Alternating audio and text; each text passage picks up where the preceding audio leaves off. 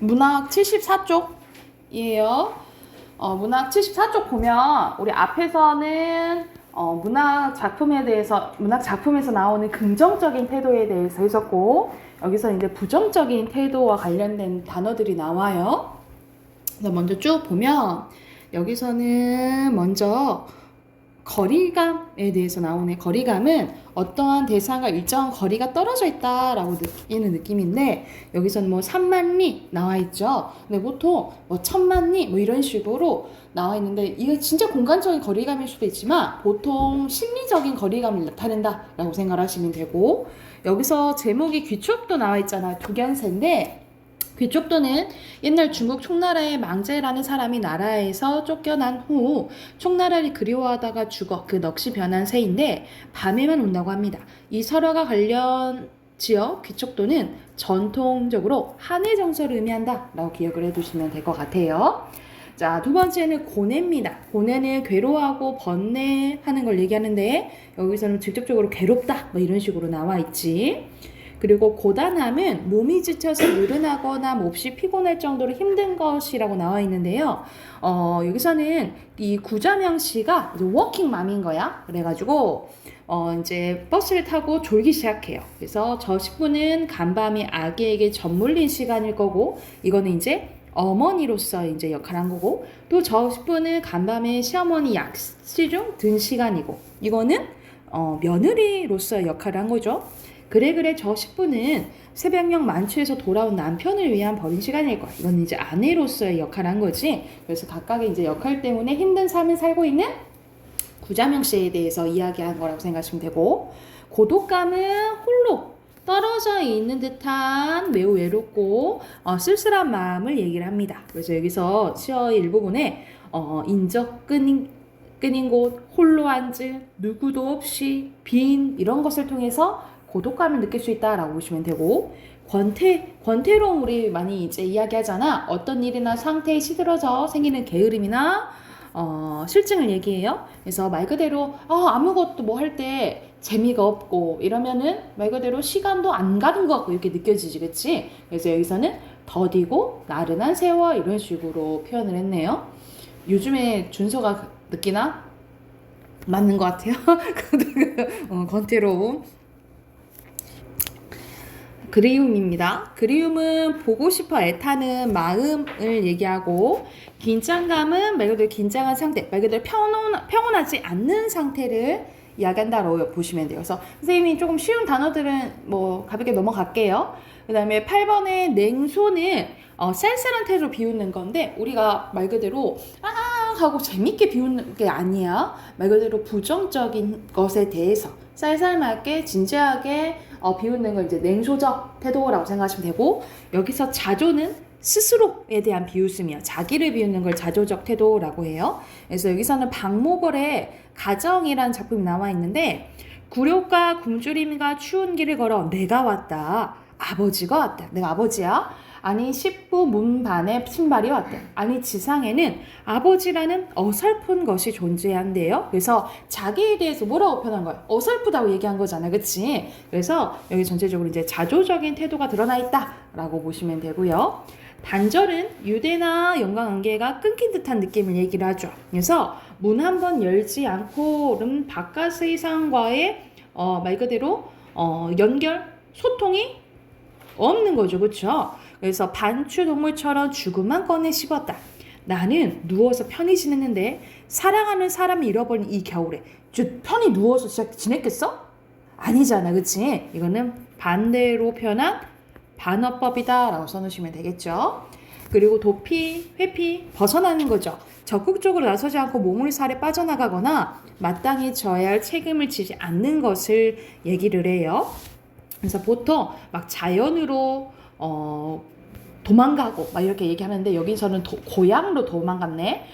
고향에 돌아온 날 밤에 내 백골이 따라와 한 방에 누웠대요. 내 백골, 뼈인 거지, 그치? 근데 우리가 보통 우리 몸은 뼈랑 신체도 있지만 영혼도 있다 보잖아요, 그쵸? 근데 뼈만 막 이렇게 왔어. 근데 여기서는 특히 뼈는 죽었을 때 죽은 사람이 몸이 썩고 남은 뼈를 백골이란다는 거잖아. 이건 부정적인 자아를 의미한다라고 보시면 되고, 반대로 여기서 아름다운 혼, 영혼은 여기서 내가 바라는 이상적인 자라고 보시면 됩니다.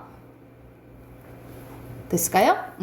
오른쪽으로 가면 두려움이 나옵니다. 두려움은 무서워하여 마음이 불안하거나 꺼려져 염려스러운 거. 그래서 누나는 별이 많은 밤이 되어 무섭다고 했다. 그래서 여기서는 정서가 직접적으로 나와 있고요. 무상감은 덧없는 거. 그래서 이거 아무 쓸모 없어 라는 허전한 느낌을 얘기를 해요. 그래서 보통 우리가 세상 살이를 많이 산 사람들이 인생 무상하다 이 말을 많이 하잖아, 그치? 사람의 삶이 말 그대로 유한하니까. 그래서 여기서는 세월 참 빠르고, 그래서 이제 세상에 대한 세상 살이에 대한 이제 무상감이 좀 드러난다라고 보시면 되겠고요. 그리고 반감은 반대하거나 반항하는 감정이라고 보시면 돼요. 그래서 이건 소설 일부분에 나와 있는데, 에이 모르겠다, 예술인이 나발이니 살아서 잘 먹고 편히 사는 게 제일이지. 그래서 예술보다는 잘 먹고 잘 사는 게 우선이야. 이건 완전 현실주의자잖아요, 그치? 그래서 이 말을 듣고 아내는 이렇게 생각해요. 몰라야죠. 당신 따위가 알 게 뭐예요? 그분이 그렇게밖에 살 수 없다는 걸 당신 따위가 알 게 뭐예요? 하면서 나는 그런 남편의 모습을 보고 모멸과 혐오를 느꼈다라고 해요. 그래서 이제 말 그대로 가치관이 다른 거냐, 생각이 다른 거잖아. 그것에 대한 반감이 드러나 있다라고 보시면 되고요. 그 다음에 부정 가볼게. 부정은 그렇지 않다고 단정하거나 옳지 않다고 반대하는 거라고 생각하시면 되고, 반성은 자신의 언행에 대해서 잘못이나 부족함이 없는지 돌이켜보는 거예요. 근데 우리 앞에서 긍정적인 태도에서 나왔던 게 성찰 나왔거든요. 성찰이랑 비슷한데 이거는 부정적인 거에 나왔잖아. 말 그대로 여기서는 잘못이나 부족함이 없는지 그것에 대해서 얘기해가지고 이건 좀 부정적으로 본 것 같아요. 그래서 여기서 예시는 안도연의 연탄 한 장이 나와 있는데, 생각하면 삶이란 나를 상세는 으깨는 일이라는 거야. 으깨는 일이라는 건 말 그대로 자기 희생이 필요한 거죠. 눈 내려 세상이 미끄러운 어느 이른 아침에 나 아닌 그 누가 마음 놓고 걸어갈 그 길을 만들 줄 몰랐대. 그러니까 우리가 예전에는, 지금 우리는 보일러 빵빵하잖아, 그치? 근데 예전에는 연탄으로 이제 방을 뜨겁게 했잖아요. 근데 연탄을 다 태우고 나서 그걸로 이제 눈 오는 날이면 이제 뿌렸다는 거죠. 그래서 미끄러지지 않게. 이런 식으로 다른 사람을 위해서 그 길을 만들 줄 몰랐다. 이렇게 다른 사람을 위해서 희생하는 삶이 있구나 라는 걸 깨닫게 됐다라고 생각하시면 되고요. 6번은 불안감이에요. 불안감은 마음이 편하지 않고 조마조마한 느낌. 비관은 완전 부정적으로 생각하는 걸 생각하시면 돼요. 인생을 어둡게만 보아 슬퍼하거나 절망스럽게 여기는 걸 얘기를 합니다. 그래서 여기서는 비관은 조금 부정적인 거라면 반대는 뭘까? 우리 비관의 반대는 뭘까요? 뭔 관이겠지? 뭘까? 뭔 관일까? 좋게 생각하는 거. 낙관이에요. 낙관 써놓으시면 되고. 그래서 여기서는 달걀 후라이 한 개도 마음 놓고 못 먹는 세상 하면서 이 가난한 삶에 대해서 안 좋게 부정적으로 생각하는 거로 생각하시면 되고, 비애감은 슬퍼하고 서러하는 감정이에요. 그래서 내 슬픔과 어리석음에 눌려 죽을 수밖에 없는 것을 느꼈다면서 절망적인 상황에 대해서 얘기한 거고, 비판은 옳고 그름을 판단해서 밝히거나 잘못된 점을 지적하는 걸 얘기를 하는데, 여기서 비판하면 두 가지 생각을 하시면 돼요. 이렇게 보통 우리가 비판적 사고할 때 있잖아. 비판적 사고는 옳고 그름을 판단할 때 모두 비판적 사고라고 하고요. 보통 다 그런 건 아닌데 문학작품에서 나온 비판은 잘못됐어 라고 지적하는 거라고 생각하시면 돼요. 그래서 여기서는 성북동에 비둘기 얘기를 하는데, 성북동 산에 번지가 생기면서, 번지는 주소가 생겼다는 소리거든요. 우리가 지금은 길로 표현하자. 무슨 번길 이렇게 얘기하잖아. 예전에는 이제 번지에서 23, 22-1번지 뭐 이렇게 이제 했단 말이죠. 근데 여기서는 주소가 생겼다는 거는 이건 인간이 만들어낸 거야. 그래서 이거는 고로 인간의 문명을 얘기를 하고요. 그래서 이렇게 번지가 생기면서 본래 살던 성북동 비둘기만이 번지가 없어졌대. 그러니까 비둘기가 사는 주소가, 집이 없어졌다 이 말이야. 고로 자연이 파괴되는 걸 얘기한다라고 보시면 되겠죠. 자연 파괴. 그래서 새벽부터 돌 깨는 산을 떨다가 가슴이 금이 갔다 하면서 여기서는 자연 파괴하는 인간의 문명에 대해서 비판하는 내용이라고 생각하시면 될 것 같아요. 그리고 상실감이에요. 무엇인가를 잃어버린 후의 느낌이나 상태입니다. 산이 저문다, 노을이 잠긴다. 저녁 박사에 아기가 없는데 아기가 앉던 방석에 한 쌍의 은수저. 은수저 끝에 눈물이 고인데. 그래서 여기서 은수저는 이제 여기선 죽은 아이를 떠올리게 하는 매개체 역할을 한다라고 보시면 돼요. 그래서 아이를 잃었을 때를 쓴 시라고 생각하시면 돼요. 뒤로 넘겨서 한 장 더 해볼게요.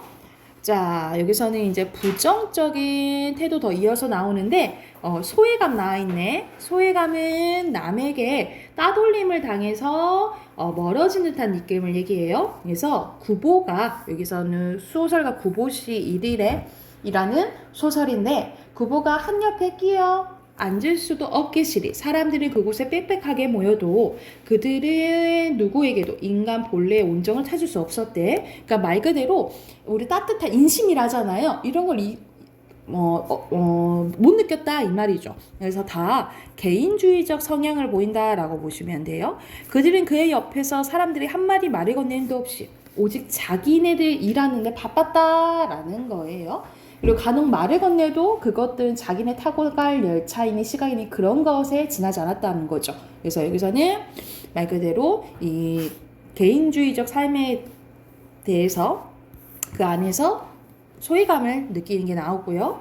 슬픔은 뭐 아니까 쓸쓸함, 외롭고 적적하다 또는 날씨가 으스스하고 음산하다라는 뜻이라고 보시면 되고, 안타까움은 뜻대로 되지 않거나 보기에 딱하여 가슴이 답답한 걸 얘기해요. 그래서 끝끝내 마저 하지 못했구나, 뭐 하지 못했어, 사랑한다는 그 말 한마디를 못했다는 거죠. 그거여서에 대한 안타까움이 드러나 있다라고 보시면 되고, 애상감은 슬퍼하거나 가슴 아파오는 감정이에요. 이 애상감이랑 비슷한다. 아까 슬픔이랑 또 그 앞장에 뭐 있었죠? 무슨 감 있었지?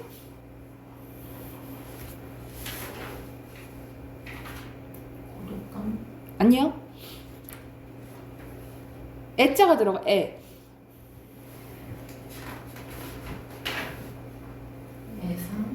애상은 여기 있잖아. 애상. 비애감. 그렇지. 비애감이랑 같은 맥락 생각하시면 돼요. 그래서 여기서는 사랑하는 님을 보내고 돌아왔다라는, 이제 묻고 돌아왔다라는 이제 임을 잃고 쓴 시라고 보시면 되고요. 자, 외로움은 홀로 되어 쓸쓸한 마음이나 느낌. 그래서 아까 말했던 뭐 고독감이랑 비슷하게 생각하시면 되겠죠. 그리고 원망은 못마땅하게 여기어 탓하거나 불평을 품고 미워하는 걸 얘기하는 건데, 자, 여기서 조구가 하고 나한테 얘기를 해요. 심청이 마냥 불쌍히하기만 한 너로구나. 그래서 사람처럼 표현합니다. 의인법. 너 불쌍하다라고 얘기하는 거죠. 시인이 너의 이름을 부를 양이면 목이 맨다. 저기 모두 세계의 백정들, 도마 위에 오른 고기 모양 너를 난도질하려는데 하늘은 이다지도 왜 무심하다더냐, 왜 너를 보살피지 않는 거니 하면서 하늘에 대한 원망이 이제 드러나는데, 여기서는 제목 보면 휴전협상 때라고 나와 있잖아. 그럼 이 시대가 어느 시대 때 얘기하는 걸까? 그렇지, 6.25 전쟁 때 얘기하는 거라고 생각하시면 돼요. 그리고 은두는 세상 일을 피하여 숨는 거야. 약간 회피란 거에 비슷하다고 생각하시면 되겠죠. 그래서 얘도 어디에 많이 회피를 하냐면 자연에 이제 은둔을 많이 해요. 그래서 여기서도 뭐 산 나오지, 그치? 그리고 의구심은 확실히 알 수 없어서 믿지 못하고 두려워하는 마음을 얘기를 합니다.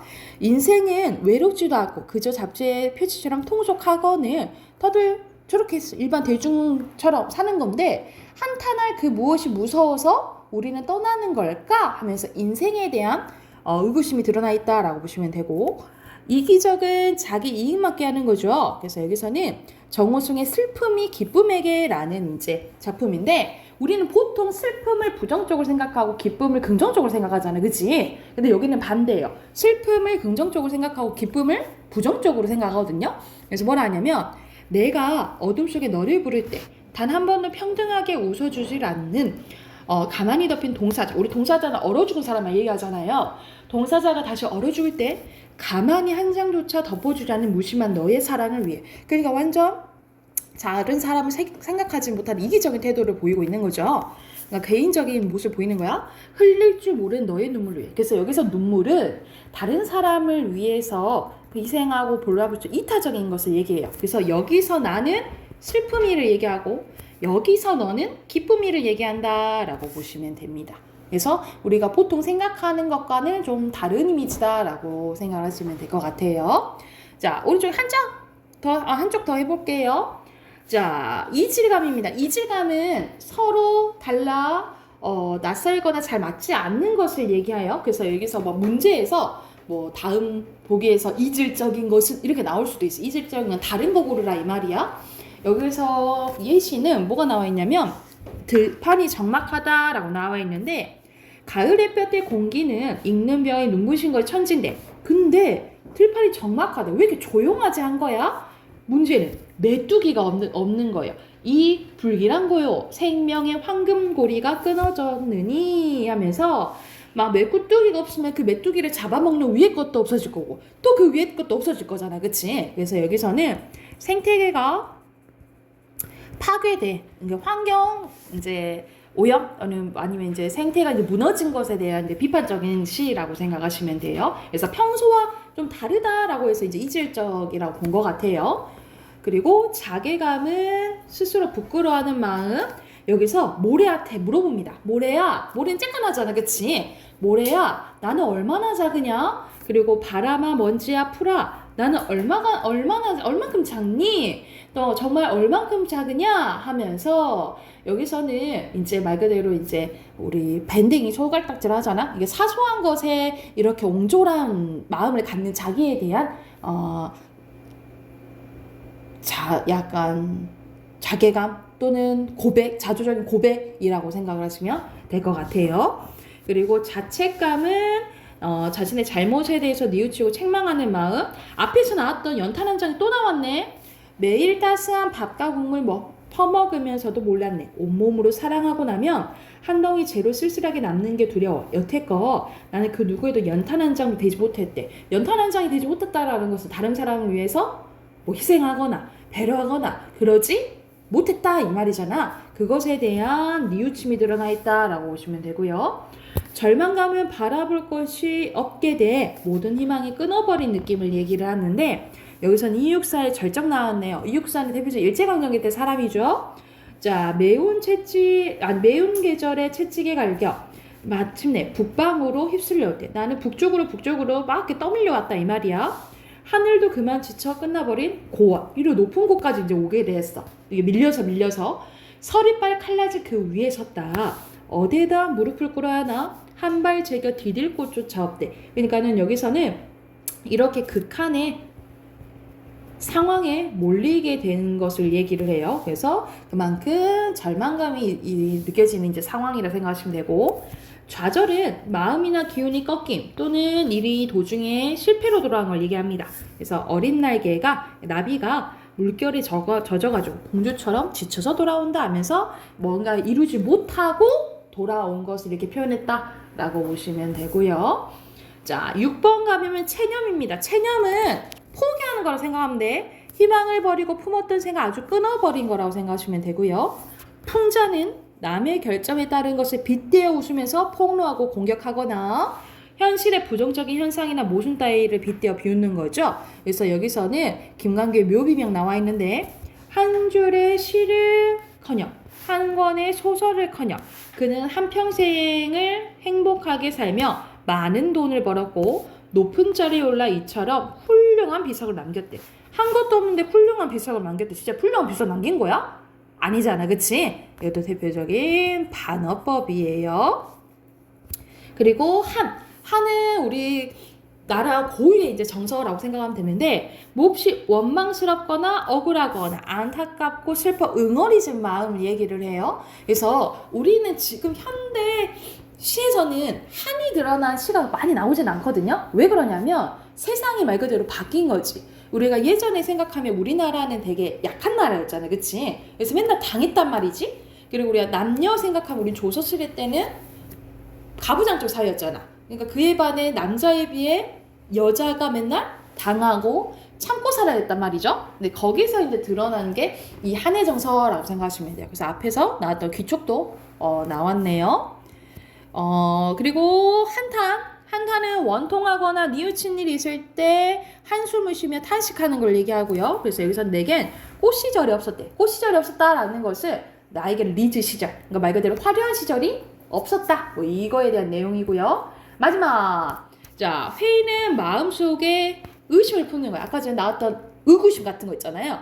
그 의구심이랑 같이 생각하면 되는데 여기서는 말 그대로 내가 잘하고 있는지, 그러니까 예를 들어서 우리 뭔가 내가 일을 하고도 가끔 막 현타 온다고 하잖아요. 그치? 아, 내가 이렇게 하는 게 맞나? 뭐 이런 생각이 이제 들 때 이제 회의감이라고 생각을 하시면 돼요. 그래서 이렇게 이제 부정적인 태도를 나타내는 단어들을 봤는데 거의 약간 조금 비슷비슷한 게 많죠. 그쵸? 비슷비슷한 게 또 많고, 그리고 앞에서는 뭐 예를 들어 비관, 낙관 이렇게 한 것처럼 앞에서 긍정적인 태도랑 대조되는 것도 연결지어서 기억을 좀 해두시면 될 것 같아요.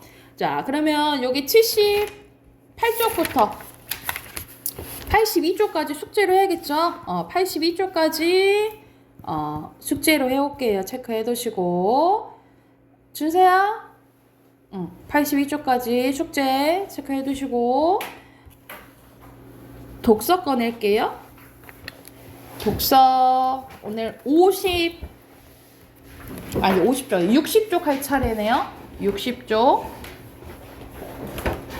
자, 이거 저번 시간 했던 맹자라 지문에 거의 또 이제 비슷한 게 나와 있거든요. 비슷한 게 나와 있는데 옆에 문제 푸시고 그리고 뒤로 넘겨보면 여러분 거기 63쪽 보면은 단어 쓰는 게 나와 있어요. 그래서 힌트 있으니까 초성 힌트들 있으니까 이거 참고하면서 써보고 옆에 이렇게 10문제 있잖아요. 이 10문제는 이 단어에서 맥락에 맞게 골라서 넣는 거예요. 그래서 여기까지 하고 답 확인해 볼게요. 63쪽까지 문제 풀게요.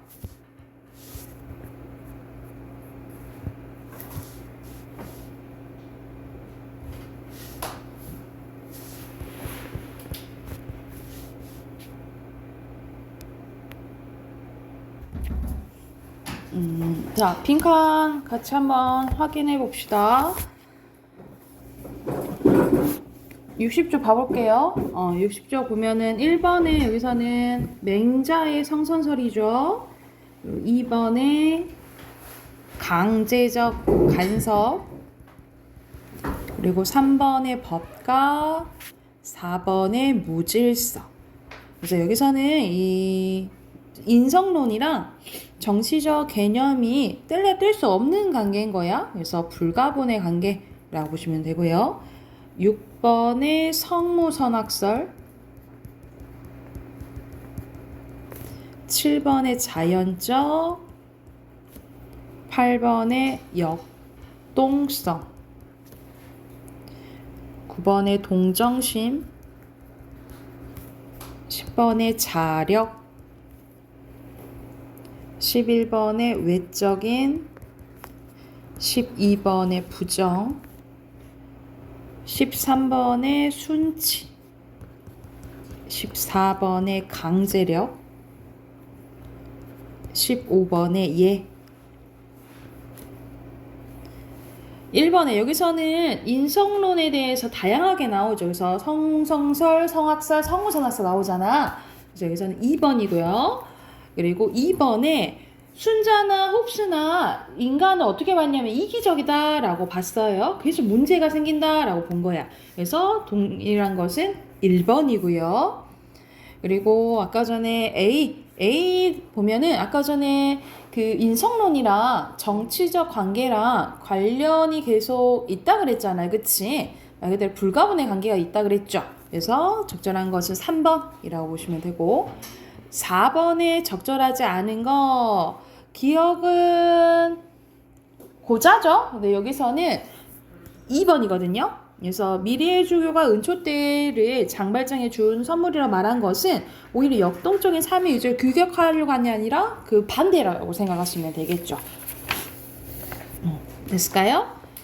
자, 뒤로 넘기면 또 빈칸 넣는 거 나오거든요. 1번에 간섭, 2번에 공권력, 3번에 무질서, 4번에 군주, 5번에 식욕, 6번에 선과 악, 7번에 의인이 예지, 8번에 본성, 9번에 수양, 10번에 재화, 11번에 무질서, 12번에 예입니다. 옆에 어휘, 원천, 불가분,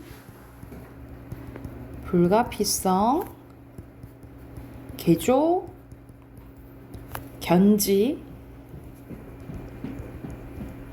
확충, 기상, 역동적, 전락, 공로, 불로소득. 10번에 발현, 인이예지, 약육, 강식, 전적, 견해, 재화, 부기영화, 결여, 경계, 화두, 마지막에 사변적이에요. 됐나요? 이 단어 중에 이제 맥락에 맞게 여기 넣는 거야. 1번에 원천이고요. 2번에 결여, 3번에 발현, 4번에 역동, 5번에 경계, 6번에 견해, 7번에 기상, 8번에 확충, 9번에 공로, 10번에 전락이에요. 됐을까요? 빼먹은 거 없죠? 오늘 우선 여기까지 하고 다음 주 화요일은 모의고사 볼 거거든요. 그래서 가볍게 오시고 그 단어는 뭐 다음 주 목요일 날 볼게요. 10일간 그냥 그때 볼게요. 그래서 다음 주 화요일은 가볍게 오시면 됩니다. 아셨죠? 숙제는 그러면은 목요일까지 해서 오면 되겠지? 오늘 문학 숙제 있었잖아요, 그지? 문학 숙제는 목요일까지 해서 가져오시면 돼요.